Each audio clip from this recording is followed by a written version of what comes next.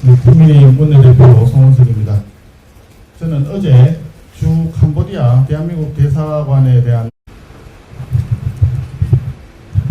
국민의힘 원내대표 송원석입니다. 저는 어제 주 캄보디아 대한민국 대사관에 대한 외교통일위원회 국정감사를 마치고 지금 막 인천공항에 도착하였습니다. 이역 만리 타국에서 수천 명의 우리 국민이 보이스피싱, 로맨스 스캠 등 각종 범죄에 휘말려 납치, 감금당하고 연이어서 우리 국민들의 시신이 발견되는 참혹한 현실 속에서 국정감사 내내 무거운 책임감이 떠나지 않았습니다.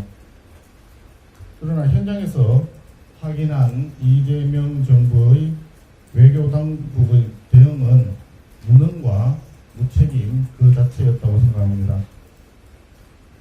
첫째, 지난 10월 13일 외교부 본부에 대한 국감에서 조현 외교부 장관의 답변과 어제 캄보디아 대사관에서 확인한 내용 사이에 심각한 차이가 확인이 되었습니다. 지난주 국감에서 조현 장관은 사안의 심각성을 언제 인식했느냐는 질문에 대해서 지난주 정도라고만 답변을 했고, 그전에는 일반 사고로 전문 보고가 있다가 이런 가능성이 있다는 보고를 받은 것은 최근이다, 이렇게 밝혔습니다. 아울러 외교부의 영사안전국장은 사망의 원인이 분명하지 않았으며 정보도 충분하지 않았다. 첫 보고에는 납치라는 단어를 받지 못했다, 이렇게 답변을 해서 결과적으로 늑장 대응하게 된 책임을 대사관 측의 부실 보고 탓으로 돌렸습니다.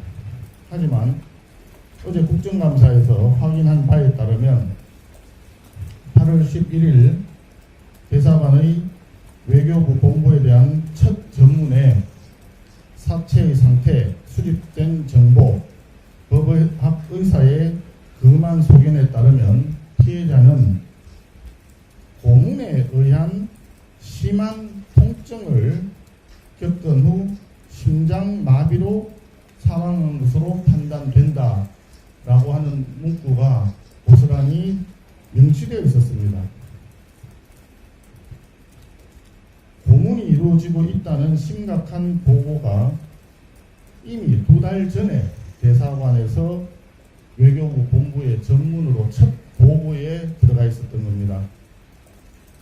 이 전문이 장관에게는 아무런 문제가 없다라고 생각할 정도로 가벼운 것이었는지, 아니면 국민을 상대로 외교부 장관이 거짓말을 한 것인지 모르겠습니다.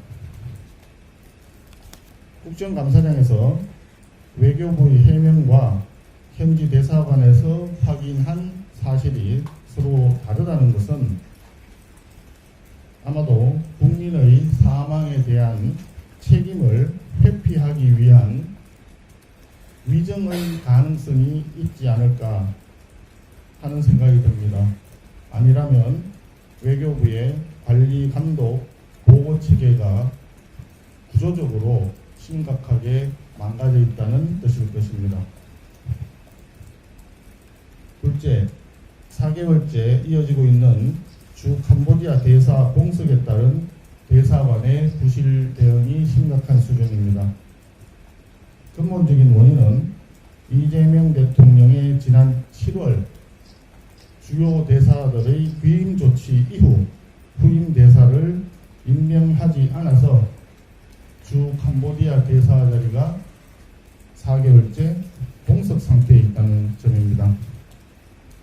그 결과 대사관의 한국인 사망 사건의 인지, 보고, 후속 조치가 체계적으로 이루어지지 않았던 것입니다.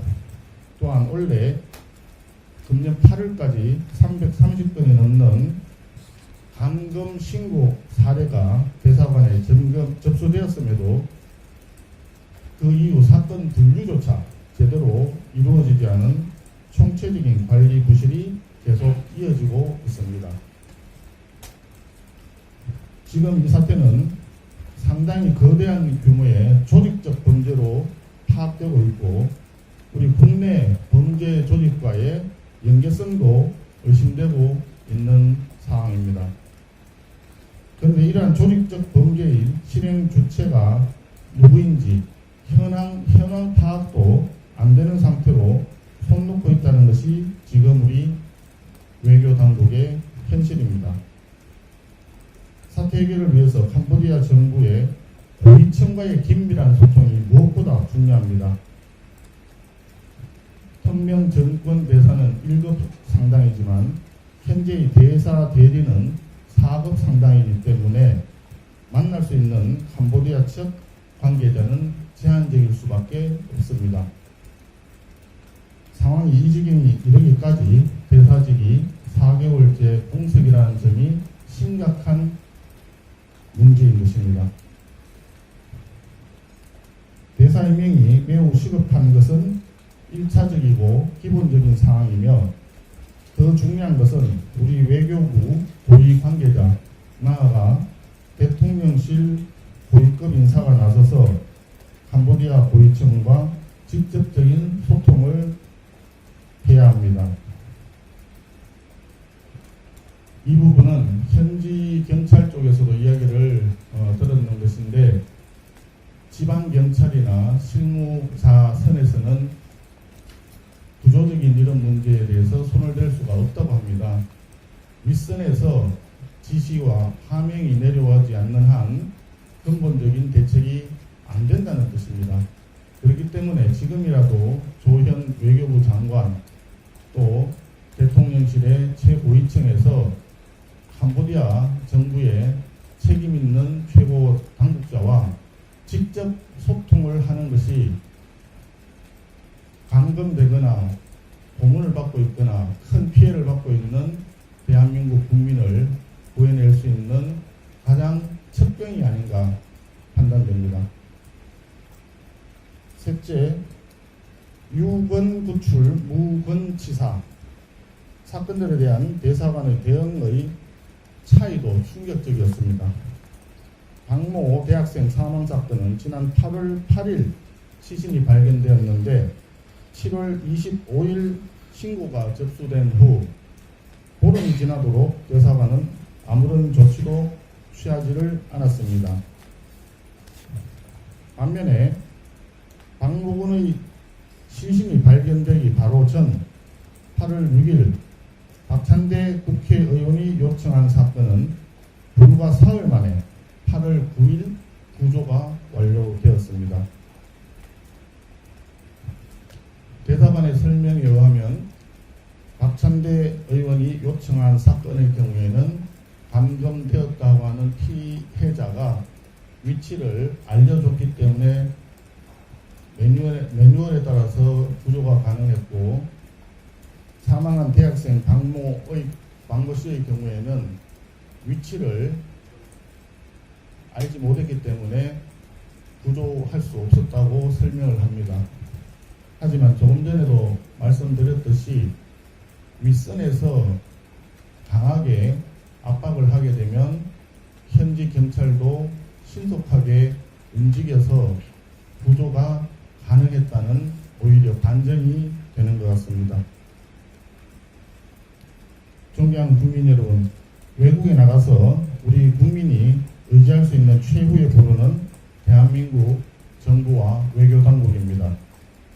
그러나 미국 조지아주 사태에 이어 이번 사태에서 이재명 정부는 자국민 생명과 안전의 보호라는 가장 기본적인 책무조차 제대로 이행하지 못했습니다. 상황이 이렇게까지 심각해지는 동안 8월 초에 우리 대사관이 고문 사실이 담긴 첫 보고가 외교부 본부에 올라왔음에도 불구하고 2달이 지나도록 그 심각성조차 인식하지 못하고 지금도 사태를 관망하고만 있는 무능한 조현 외교부 장관은 이 사태에 대해서 책임을 지고 본인의 거취에 대해서 스스로 판단해야 될 것이라 생각합니다.